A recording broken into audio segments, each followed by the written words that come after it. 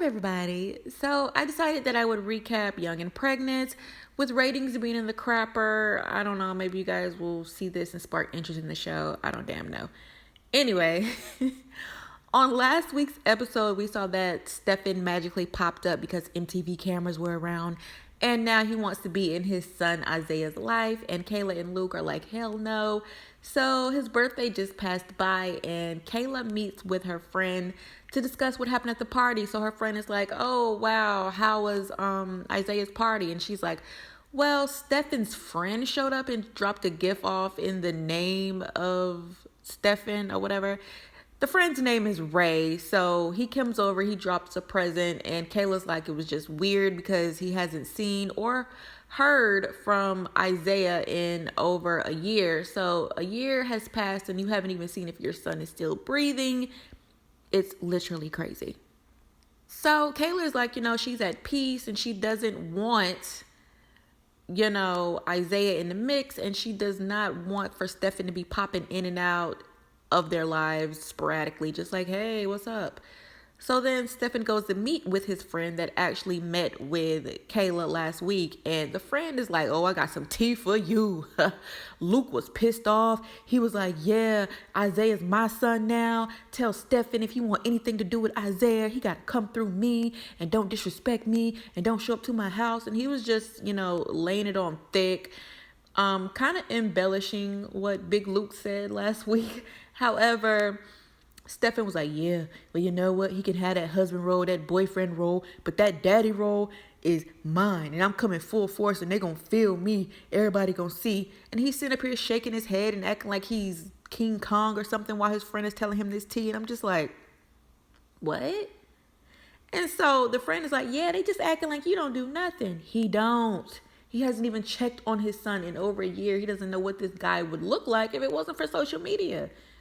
Like, come on now. All right, y'all. So now we're going to pop into Oregon on Brianna, who is still complaining that her mom is not treating her grown and will not let her grow up. She says that she had, money for an apartment, but then, because of the pandemic, she had to stop working.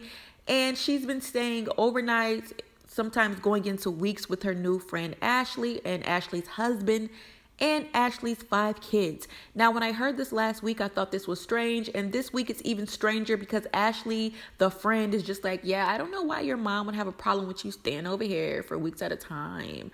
Like, you're married with 5 kids. I don't know any married couple that lets a single person live with them rent-free with the kid, just, hey, holy moly. Like, every season, I feel like Brianna has some weird shit going on, but I don't know any married woman that's going to let another woman, a single woman, crash at their house for that many nights on end without it being some weird shit going on. Every season, Brianna has some weird shit going on, and her mom is concerned, so her mom is sitting down with her sister like, yeah, you've hung out with Ashley. What kind of vibes do you get? And the sister is like, I don't know. Her and her husband are cool.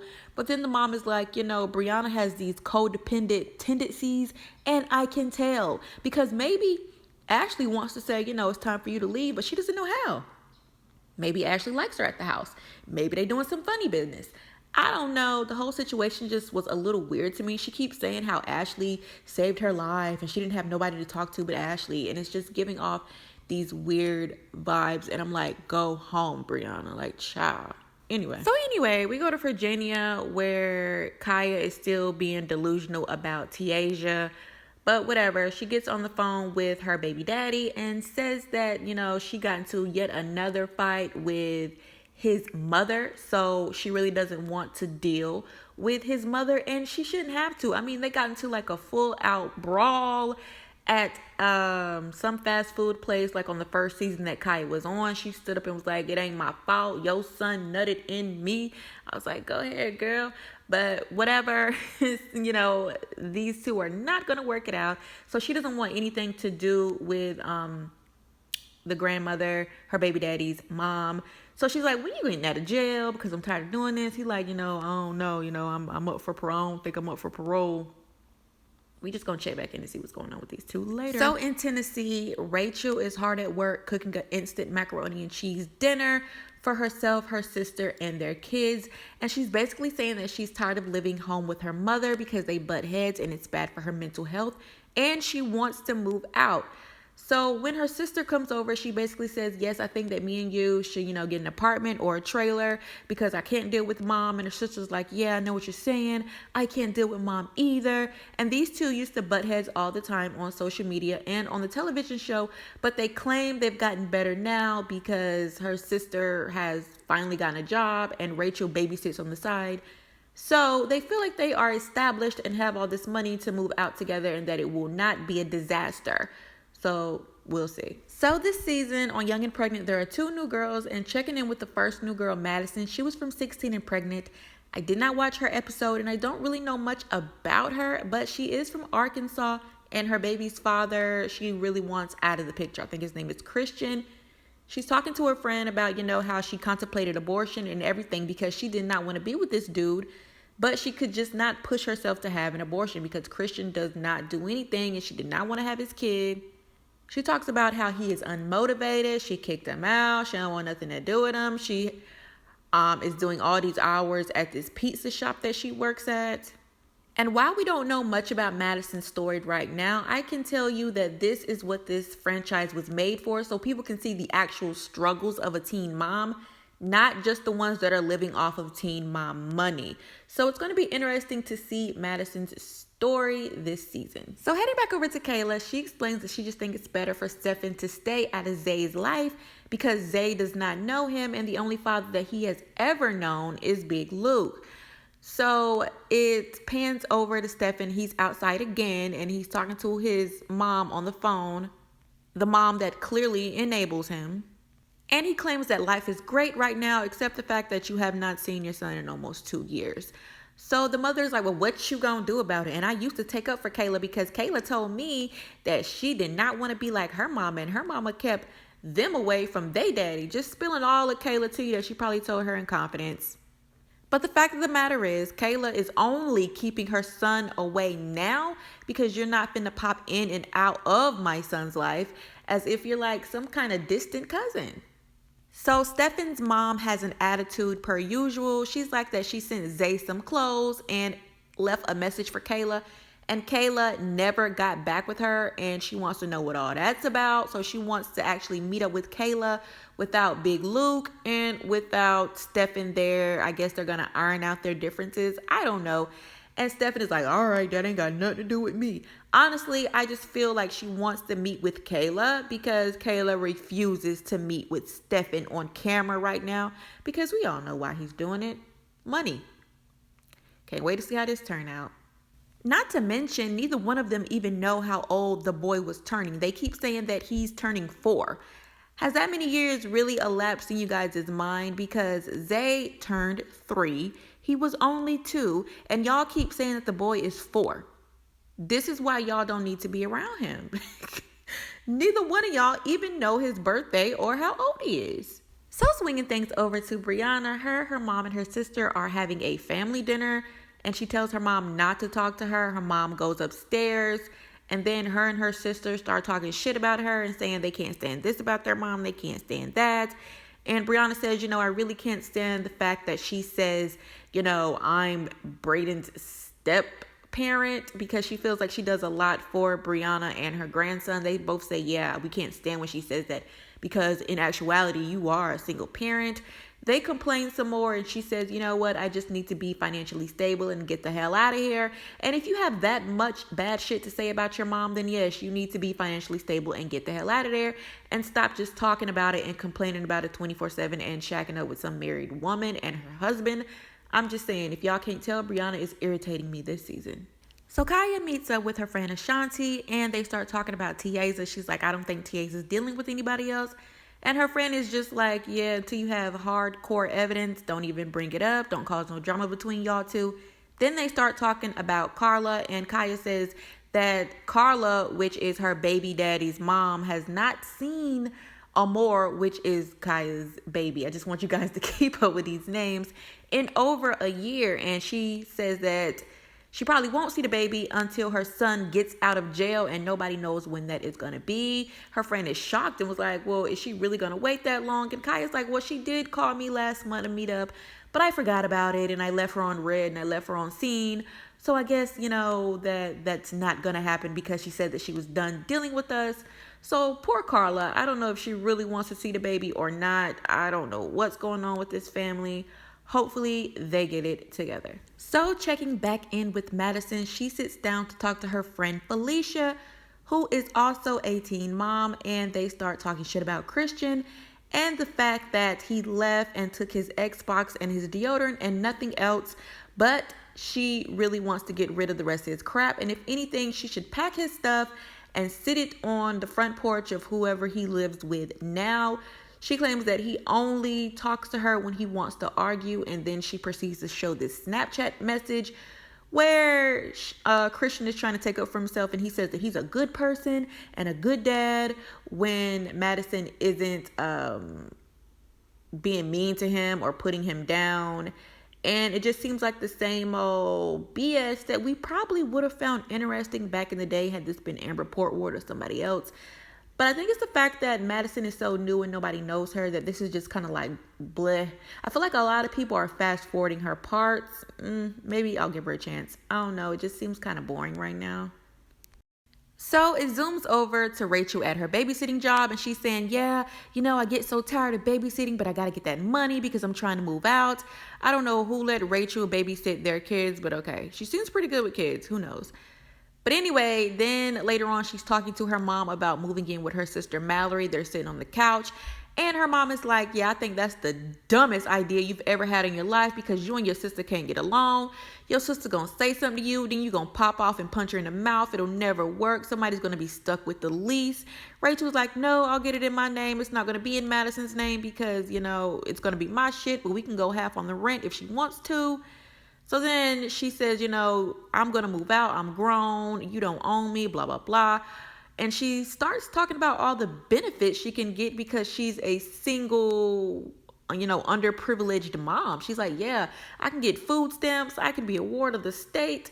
I can move into some projects right now for $50 because those are the benefits I get as a single mom. And it was like, damn, Rachel telling it like it is. Like, she can literally move into anywhere right now. She can go and tell people she ain't got nowhere to go and live off the government, like she basically said. And the government gonna find you a place to stay. They're not gonna let you be homeless with a kid.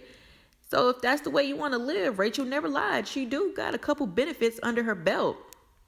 So Kaya and the bunch are sitting around the house talking, and they bring up Miss Carla, which is her baby daddy's mama. She says that she has agreed to sit down and meet with Carla because Carla has some important things she wants to go over with Kaya. Really, she probably just wants to see the baby, and if she has not seen the baby in a year plus, like almost everybody else on this cast of Estranged Family, then she probably wants to see the baby. And Tiaja and her mom are there trying to tell her, you need to let her talk because you never let her talk. And y'all talk over each other, and Kaya's like, no, I'm gonna let her talk. I'm over everything that happened, but if she get gully, then I'm gonna get gully too. So once again, we have to see what happens here. So swinging back over to Kayla's house, she gets a random call from Antoinette, which is Stephan's mom. And I say it's random because Kayla expresses that these two, her and Antoinette, have never gotten along, and she hasn't talked directly to her in years. So it's very random, but we all know why. MTV cameras. Anyway, on this call, Kayla's like, why do we need to meet? And Antoinette's like, to iron things out. Honestly, she wants an answer for them damn clothes that she sent a few months back that Kayla never, gave her response to, never said thank you, never said anything. So she agrees to meet up with Antoinette, but has second thoughts when she sits down to talk it over with Big Luke. In part because they've never gotten along, in part because Kayla feels like she's moving on with her life and she doesn't need to keep opening the book of Stephan and his family, a family that has never tried to reach out before. And what I admire about Big Luke is, even though he has his feelings towards Stephan, he told Kayla, you know what, just meet up with her one more time, see what she has to say. It won't hurt nothing. If you don't like what she's saying, you can get up and leave. While Kayla, on the other hand, thinks it's a bad idea altogether. Luke is still trying to say, you know what, that's his family, see what she wants. So if you've been catching up with the previews, a lot of people know how this is going to turn out, but we got to stay tuned. Flashing over to Brianna, who is still treating her mom like crap.